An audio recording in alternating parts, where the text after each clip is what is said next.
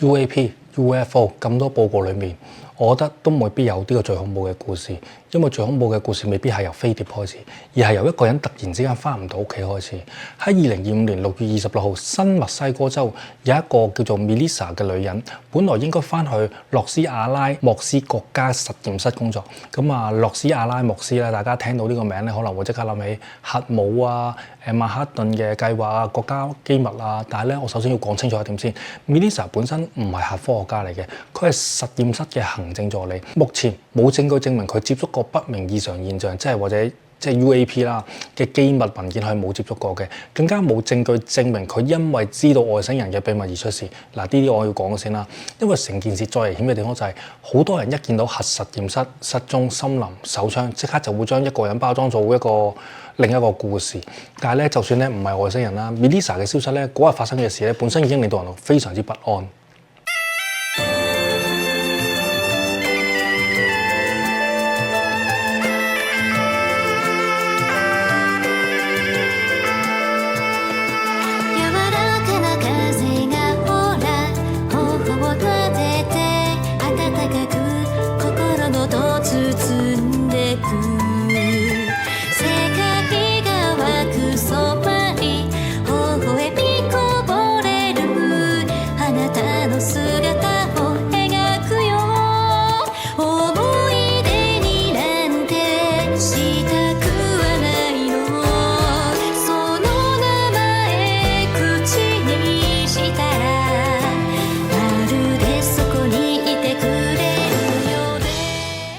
Hello， 大家好，歡迎大家收睇我頻道。咁我繼續講啦。嗰一朝咧，佢原本係要翻實驗室工作嘅。咁根據家屬同埋地方報告啦，佢後嚟咧翻咗屋企，話自己唔記得帶呢個工作證，可能改為喺屋企工作，咁啊乾脆請假。咁之後咧，佢送咗飯俾佢個女。到咗下晝啦，監視鏡頭影到佢一個人沿住518號州道去附近喺度行啦。之後咧，佢就冇再翻過屋企啦。咁佢個女咧翻到屋企嘅時候咧，就發現 Melissa 嘅手袋啊、銀包啊、鎖匙啊、工作電話啊、私人電話全部留晒喺屋企。即係一個成年人離開咗屋企，冇帶銀包、冇帶鎖匙、冇帶電話，然後消失。咁有家屬咧就向地方傳媒表示，佢嘅電話曾經被恢復成呢個原廠設定，但係呢一點咧，警方未公開最終嘅技術鑑證結果啦。所以咧，我哋唔可以話一定係有人毀滅證據嘅。但係咧，你都好難話呢件事咧，只係普通嘅離家散步啦，唔得。但係11個月後，26年5月28號。一名行山人士咧喺卡森國家森林發現人類嘅遺骸啊！警方後嚟咧就確認咗呢個遺骸咧就係屬於 Melissa 嘅，即係呢個遺骸嘅附近啦，仲發現咗一支手槍。咁到咗呢一刻啦，網上面即刻爆炸啦！有人話手槍就一定係兇器，有人話呢個一定係自殺，有人話有人將現場佈置成自殺咁樣啦。但係事實係官方到而家仲未有正式公佈死因同埋死亡嘅方式，因為你有槍唔一定係槍殺噶嘛，有遺骸唔代表一定係個案件已經解開咗噶嘛。喺核實驗室翻工唔代表佢一定知道啲咩外星秘密㗎嘛，但係正因為答案未出 ，Melissa 呢個名就慢慢俾人放咗去另一個名單入面，一份由死亡、失蹤、太空科技、核設施、空軍、火箭研究同埋反重力組成嘅名單。而成件事真正爆煲嘅係由另一個人開始，麥卡斯嗱，26年2月27號咧，佢喺新墨西哥州屋企離開咗之後失蹤。佢唔係普通嘅退休人士，佢係退役嘅美軍空軍少將，曾經指揮過美國空軍研究實驗室，處理過航空航天、國防科技同埋敏感科研嘅工作。警方喺屋企咧就揾翻佢部電話啦、處方眼鏡啦，同埋平時帶開嘅電子裝置啦。但係銀包、紅色背囊同埋一支0.38口徑嘅左輪手槍，連埋槍套，都係揾唔翻嘅。嗱，呢啲物品啦嚇，係咪佢自己帶走啊？定係會有其他情況出現啊？警方其實係未公開確認到嘅。警方出動嘅無人機啦、直升機啦、搜索隊啦、警犬啦，亦都逐家逐戶去查問過附近嘅居民。但係去到而家咧，仍然冇人知道佢究竟去咗邊。警方咧亦公開講過，暫時冇發現任何他殺嘅證據。咁點解一個失蹤少將會令到全美國突然之間望住一份死亡科學家嘅名單呢？因為佢個背景太容易令人哋聯想你空軍高層、國防科研、太空技術、敏感權限，再加埋 UFO 圈子曾經將佢個名同推動公開 UAP 資料嘅人連埋咗一齊。咁於是網民就開始問啦。佢係咪知道得太多呢？佢有冇接觸過秘密飛行器？佢係咪知道美國有冇做過呢個逆向工程？但係佢太太已經否認咗啦。佢話丈夫退休咗好多年㗎啦。冇網上面講到咁神秘嘅，亦都冇所謂外星人秘密。呢啲係屬於家屬嘅講法啦，我哋必須要尊重嘅。但係同時呢一宗案亦都令一個本來散落喺網絡角落嘅故事突然之間着晒火，然後呢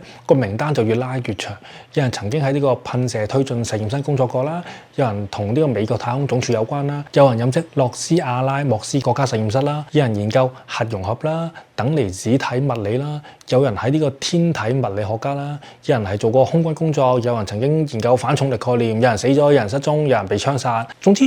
當所有個名啦、身份啦、相啦同埋年份放埋落喺一張圖度啦，好震撼嘅睇落去就好似有人好似清除緊一批接近秘密科技嘅人。但係咧，當你逐件拆開嘅時候咧，另一張圖畫又會出現。麻省理工學院物理學家魯諾雷羅被槍殺。咁警方咧有呢個具體嘅疑犯同埋刑事調查嘅方向啦。咁加州理工學院天體物理學家卡爾啦，亦都被殺啦，亦都有人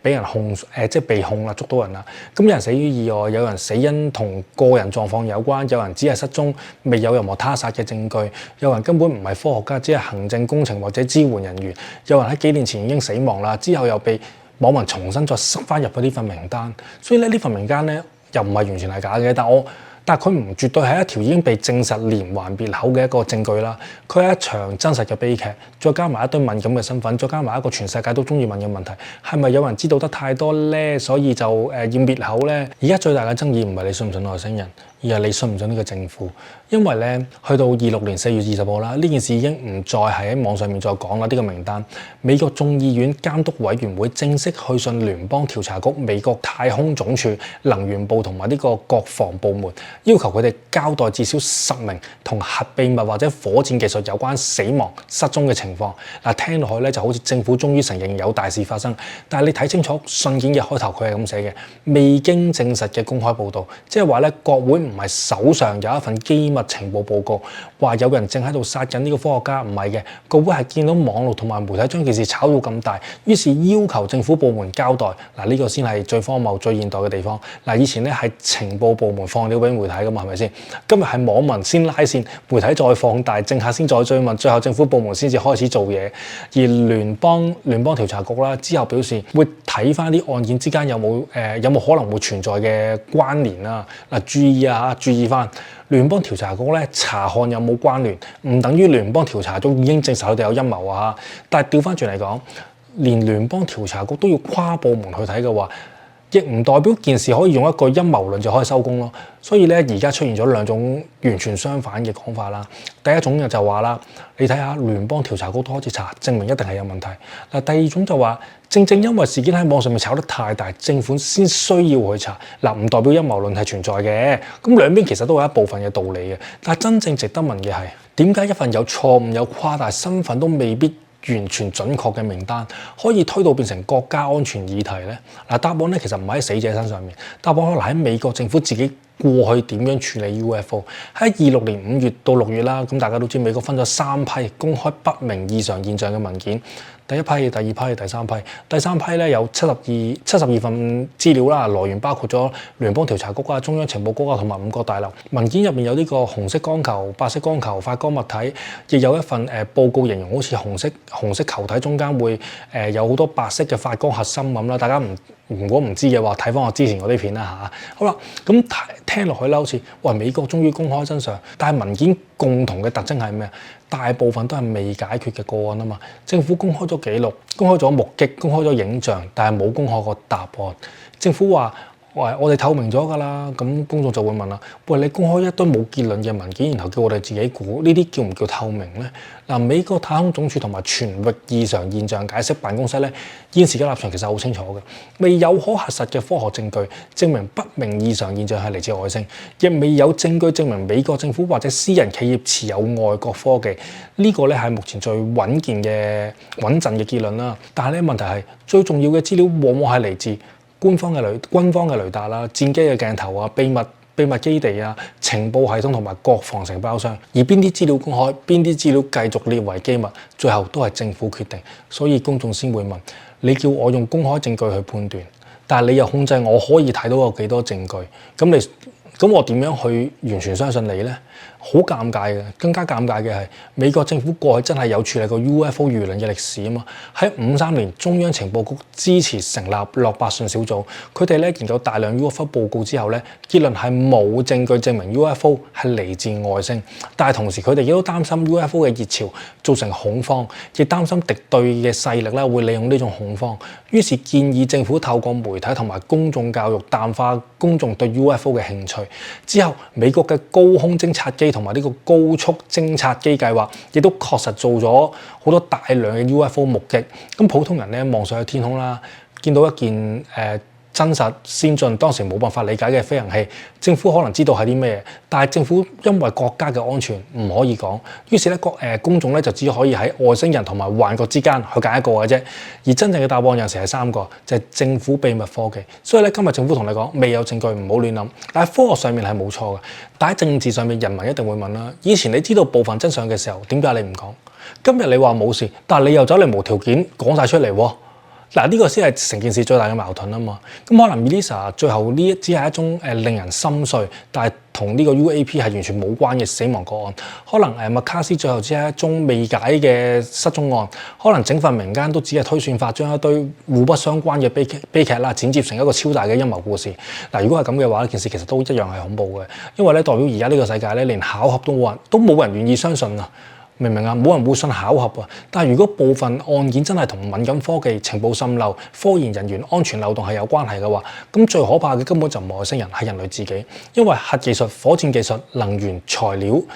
軍事優勢，全部都係值得國家同國家之間爭到你死我活嘅。而如果不明異常現象背後真係藏住一種超越現代科技嘅技術，咁最有價值嘅未必係外星人個樣啦，而係佢點樣飛。用咩材料，用咩能源，點樣避開雷達，點樣改變戰爭規則？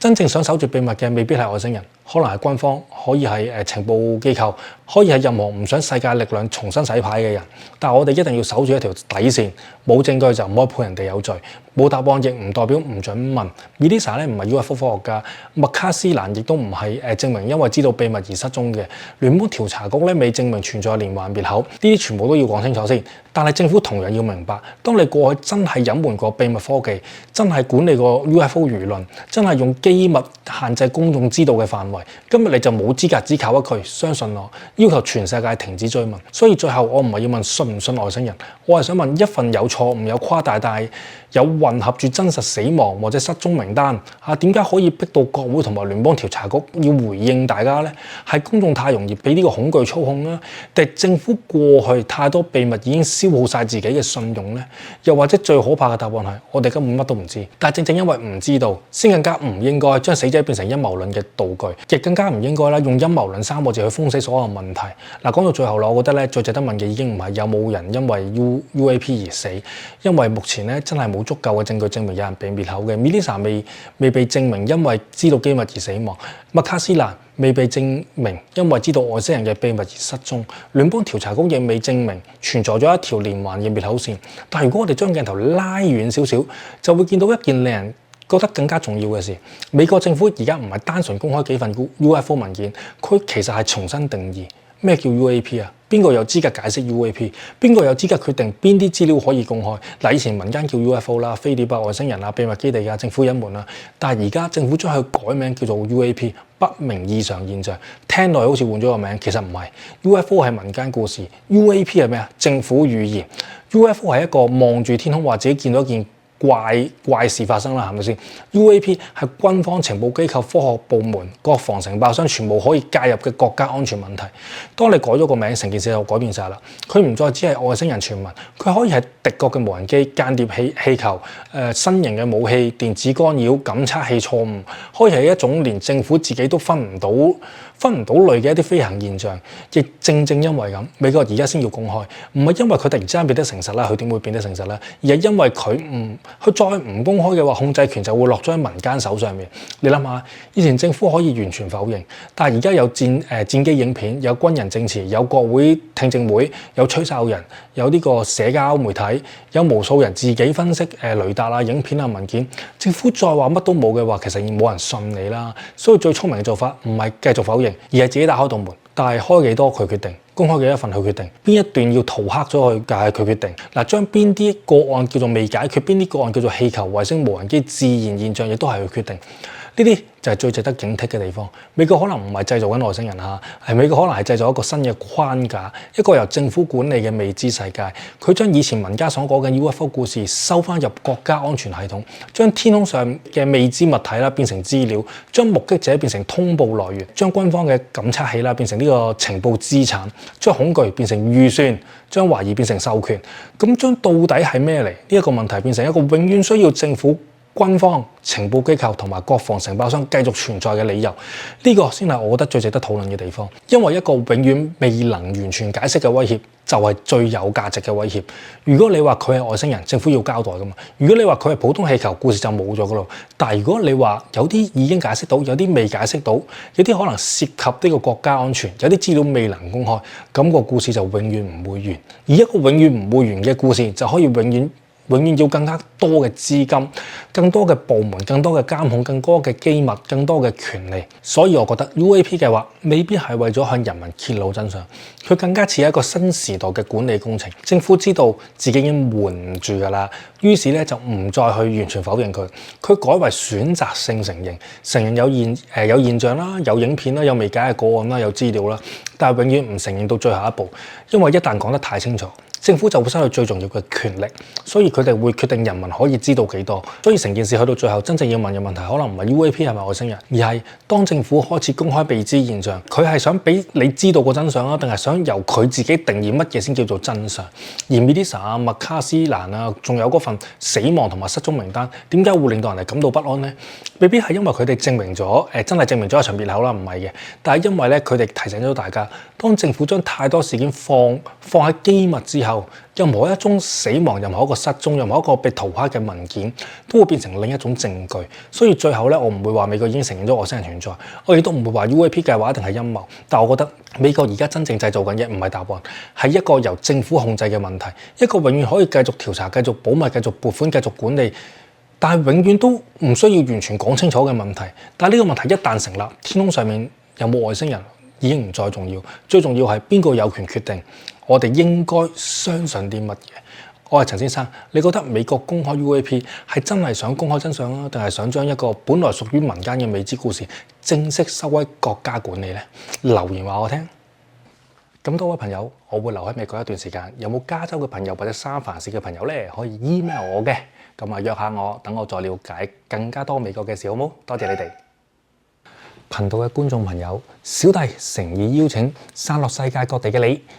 如果你中意玄學或者法科，或者對各種靈異故事特別有興趣嘅話，我都好歡迎你哋加入我嘅 WhatsApp 群組，一齊分享自己嘅親身經歷同埋感受，亦都可以俾我啦收集更加多靈異或者神棍嘅故事，等我可以分享上 YouTube 俾唔同嘅朋友知道啦。咁我哋個連結咧就已經喺影片簡介嗰度啦，等緊你哋啊！